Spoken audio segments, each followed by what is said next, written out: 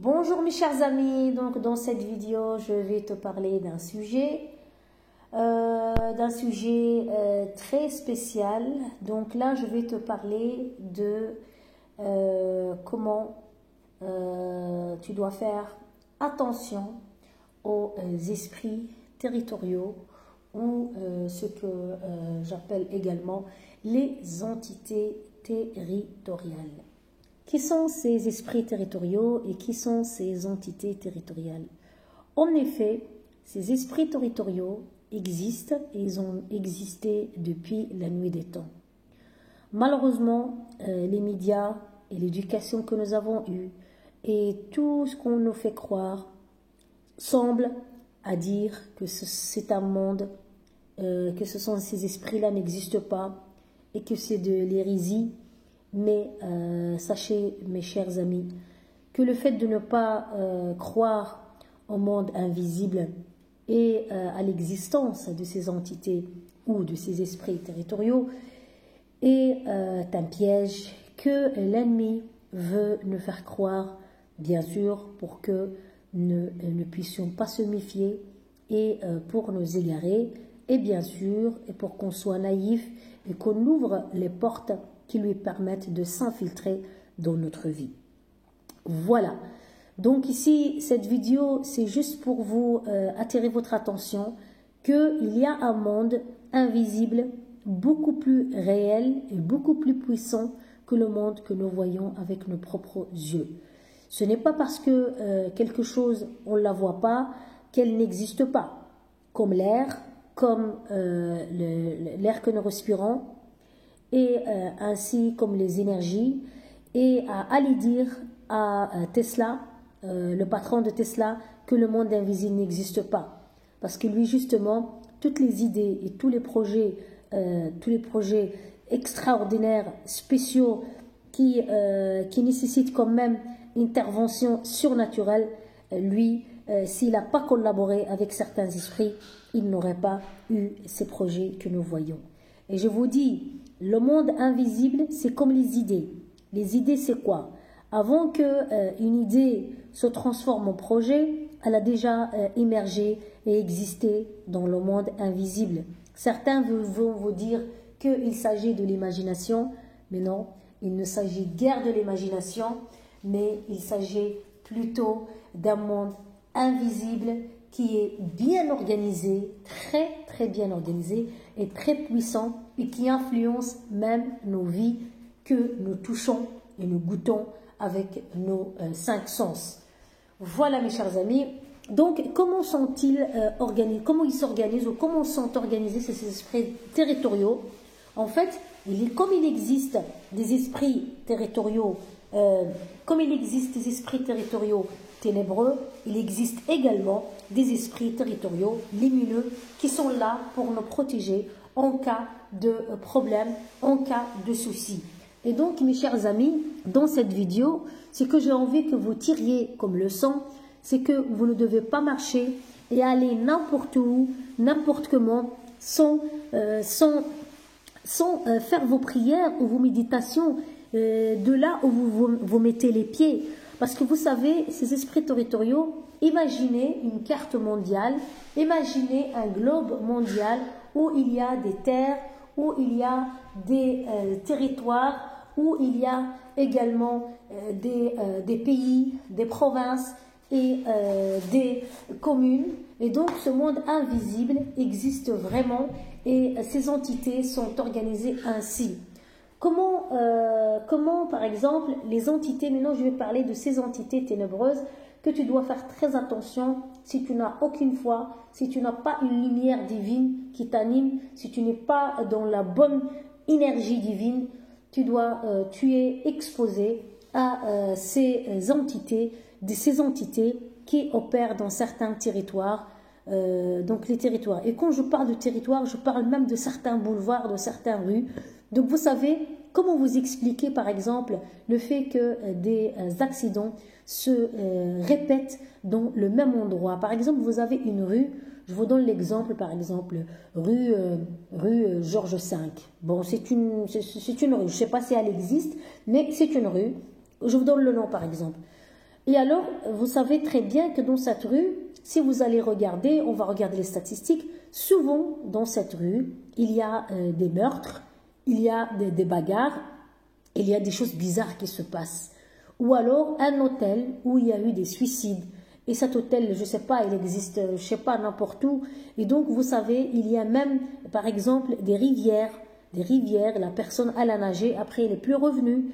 Et là, ça sera encore d'autres esprits, que je vais en parler une autre fois, et ce sont les esprits des eaux. Donc, ils se trouvent dans les eaux, mais les esprits territoriaux se trouvent dans la terre, ils se trouvent au fin fond de la terre, dans les sous-sols, ils se trouvent dans certaines rues, dans certains coins de rue. Et parfois, vous allez dire, voilà, quand je vais dans cette ville, je me sens bien. Quand je vais dans ce quartier, je me sens bien. Quand je suis dans cette rue, je me sens bien. Peut-être qu'il y a beaucoup de gens lumineux qui habitent dans cette rue. Et donc, du coup, leur aura est véhiculée dans ce quartier. Il y a des gens lumineux, il y a des gens de foi, il y a des gens d'amour, de divin qui habitent dans cette rue. Et donc, eux, par leur nombre, ils influencent et ils étouffent les esprits territoriaux et les entités territoriales. Par exemple, vous allez dans moi par exemple, quand je suis dans certaines villes, j'adore la ville de Montpellier, parce que c'est une ville que quand je suis là-bas, je sens, je ne sais pas, une sorte d'aura, une sorte d'amour divin. J'adore la nature, le soleil. Même le soleil, il a une couleur différente dans cette ville en particulier. Et quand j'ai fait mes petites recherches, je me suis rendu compte qu'il y a certains quartiers où il y avait beaucoup de gens qui avaient un esprit divin qui animait et qui remplissait leur cœur d'amour, et qu'il y avait beaucoup par exemple, il y avait beaucoup de lieux de culte dans cette ville, et tu sens qu'il y a une aura spirituelle et une bonté. Donc, je parle surtout des villages de Montpellier. Par exemple, c'est surtout les villages, par exemple, comme la ville de Castries, que moi j'adore aller là-bas. Je sais pas, il y a une aura. Il y a aussi une ville que j'ai visitée en Espagne, qui s'appelle Calpe. Et là, quand je visitais les boulevards, je sais pas, il y a une aura divine qui est là. Parce que, je ne sais pas, ma lumière, je me sens bien en fait. C'est pas que le soleil, parce qu'il y avait à Calpe, il y avait quand même beaucoup de vent, mais c'était un vent, je sais pas, il y avait la santé, enfin ça sentait la santé, ça sentait la beauté, ça sentait la joie, ça sentait la lumière, ça sentait l'apaisement. Donc voilà, il y a des territoires comme ça où on se sent bien. Par contre, il y a des endroits qu'en visitant, on se sent de l'étouffement, on sent les auras négatives, on sent les entités. Et souvent, vous êtes en bonne santé, vous êtes en parfaite santé, vous prenez l'avion, vous allez visiter cet endroit et vous rentrez malade. Il y a des gens que quand ils se rendent dans un territoire, quand ils rentrent chez eux, c'est le divorce dans le foyer, c'est la rébellion de leurs enfants, c'est des problèmes, ils trouvent plein de factures alors qu'ils ont passé de bonnes vacances. Et quand ils arrivent, ils trouvent plein de factures, plein d'amendes, plein de bizarreries. Et donc, en fait, il y a une énergie ou une aura négative ou un esprit machiavélique qui vous a atteint, mais vous étiez tellement dans les vacances, vous étiez tellement dans la joie que vous n'avez pas pensé une seule fois à faire une seule prière ou une seule méditation. Donc moi, les amis, je vous dis que le monde spirituel, c'est un monde réel et ces esprits territoriaux sont très organisés. Quand vous voyagez, quand vous prenez l'avion, quand vous prenez la voiture, quand vous allez à un endroit que vous n'avez jamais visité, je vous le dis les amis, même quand vous mettez les pieds dans un nouvel emploi, dans un endroit, un emploi situé, je ne sais pas, dans telle ville ou dans tel quartier ou dans telle province ou dans telle région, vous devez faire vos prières et vos méditations avant de mettre les pieds dans ces endroits. Je vous parle en connaissance de cause. Parce que les personnes lumineuses sont encore plus attaquées, les personnes spirituelles qui ont une foi et une croyance, qui ont une relation et une connexion divine, ces personnes-là sont très attaquées. Et revenez à ma vidéo précédente, là où je parlais de pourquoi tu es attaqué, persécuté. C'est pour deux choses. Tu seras comme ça, donc ces esprits territoriaux, ils viendront vers toi parce qu'ils voient ta lumière, et ça je te l'avais déjà expliqué. Et ces esprits ce sont des esprits territoriaux. Ils se trouvent dans certains territoires. Ils sont tellement jaloux parce que tu viens déranger. Tu viens ramener une lumière. C'est comme si tu marches sur leur territoire et ils ne t'acceptent pas. Et ça t'arrive ça partout. Donc parce qu'il y a des esprits territoriaux. La prochaine fois, je vais te parler. Il y a par exemple des gens en Afrique qui vont par exemple travailler dans les mines. Il y a la personne, elle glisse dans un trou, elle ne remonte plus. C'est fini, on a beau utiliser les machines pour la soustraire, pour la sortir du trou, elle restera là. Combien de suicides? Donc, il faut, mes chers amis, s'armer de votre connexion divine quand vous vous rendez quelque part, quand vous prenez l'avion. Parce que même quand vous êtes dans l'avion, il peut y avoir des auras et des esprits machiavéliques qui sont de votre lumière. Vous êtes un dérangement pour eux. Mais tenez bon, mes amis.